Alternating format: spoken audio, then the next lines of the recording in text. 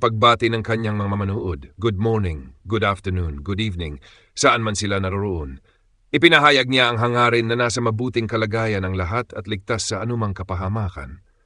Bago tuluyang pumasok sa kanyang paksa, nagbigay siya ng pasasalamat at pagbati sa mga pangunahing tao sa komunidad ng Kalingap, kay Kuya Val Santos Matubang, kay Edna Vlogs, at kay Kalingap Raf, gayon din sa iba pang kasamahan at mga sponsor.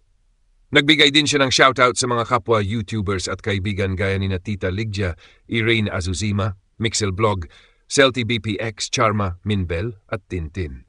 Pagkatapos ng pagbati, ipinaliwanag niya na ang kanyang gagawin ay isang reaction video. Ang nasa thumbnail daw ng kanyang content ay sina Tita Lydia at Kalingap Edo, kaya dito umiikot ang kanyang talakayan. Binanggit niya na parang bumabalik sa mga nakaraang araw kung saan madalas magkasama at mapag-usapan ang dalawa. Ikinuwento ng vlogger ang paraan ng pakikitungo ni Kalingap Edo kay Tita Lydia. Ayon sa kanya, si Uncle Lydia ay may malambot na puso at kailangang alagaan. Pinapakita raw ni Edo ang pag-aalaga at pagpapahalaga rito, lalo na't si Tita Lydia ay nasa ibang bansa at patuloy pa ring tumutulong bilang sponsor. Dumako siya sa usapan tungkol sa isyung lumalabas na tila may mga hindi pagkakaintindihan o tsismis ukol kay Tita Lydia. Ayon sa kanya, hindi dapat maliitin ang ginagawang pagtulong ng babae dahil marami na itong natulungan, kabilang sina Mikoy, Krista at iba pa. Binigyang diin niya na malaki ang halaga ng mga naibigay ni Tita Lydia tulad ng mga appliances at laptop na ipinadala bilang tulong. Pinunto rin niya na may mga pagkakataong may mga taong nagsasabing hindi totoong tumutulong si Tita Lydia o kaya ay nagkakaroon ng maling akala tungkol sa kanya. Nilinaw ng vlogger na kahit hindi lahat nakikita sa harap ng camera, patuloy pa rin ang pagtulong nito. Nabanggit pa niya na kahit sa pagpapalibing at gastusin sa isang yumaong kaanak, tumulong si Tita Lydia. Muli niyang ipinagtanggol si Tita Lydia laban sa mga kritiko, kabilang si Erica na umano'y nagsasalita ng masama laban dito. Ayon sa kanya, mali na sabihing hindi tumutulong si Tita Lydia. Lalo pat patuloy itong sumusuporta sa mga taong nangangailangan gaya ni Jubilin na tinutulungan sa gastusin sa gamot. Nagbigay din siya ng payo sa mga kapwa vlogger at sumusuporta. Huwag maging gahaman, huwag pilitin o lokohin ang mga sponsor. Kung may maibigay, pasalamatan. Kung wala, dapat tanggapin ng bukal sa loob.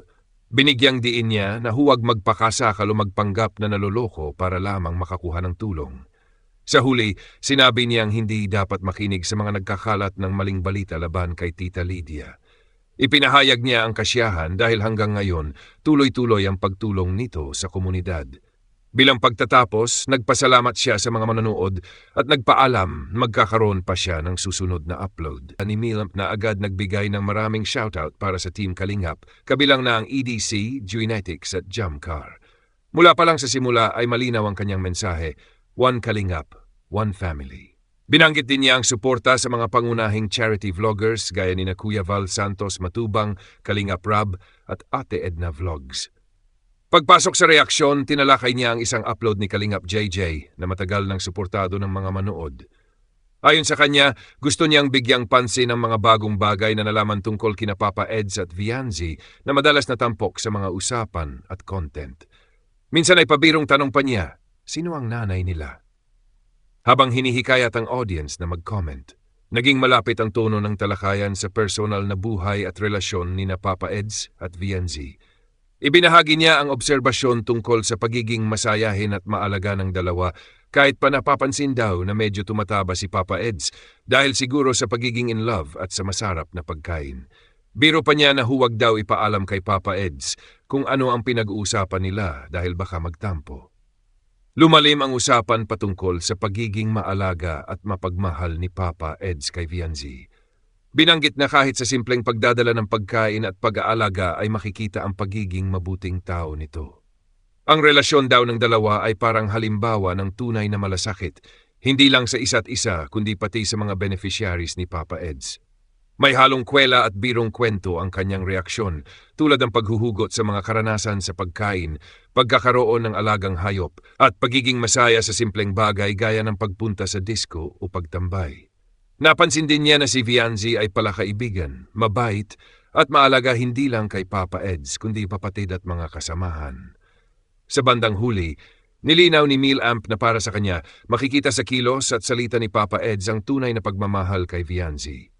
Hindi raw ito basta biro lamang, kundi isang seryosong relasyon na puno ng malasakit. Kaya nga't paulit-ulit niyang binanggit na caring, sweet at boyfriend material si Papa Eds. Sa dulo, nagbigay siya ng dagdag na shoutout kina Kalingap JJ at Tina na kanyang pinanood at sinubaybayan sa mga nakaraang araw. Buod ang salaysay ay umiikot sa reaction vlog ni Millamp tungkol sa relasyon ni na Papa Eds at Vianzi, kung saan binigyang diin ang kanilang pagiging sweet, caring at tunay na nagmamahalan.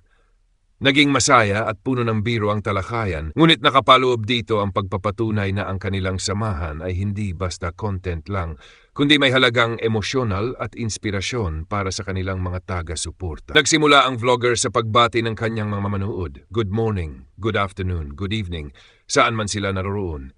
Ipinahayag niya ang hangarin na nasa mabuting kalagayan ng lahat at ligtas sa anumang kapahamakan. Bago tuluyang pumasok sa kanyang paksa, nagbigay siya ng pasasalamat at pagbati sa mga pangunahing tao sa komunidad ng Kalingap, kay Kuya Val Santos Matubang, kay Edna Vlogs, at kay Kalingap Raf, gayon din sa iba pang kasamahan at mga sponsor.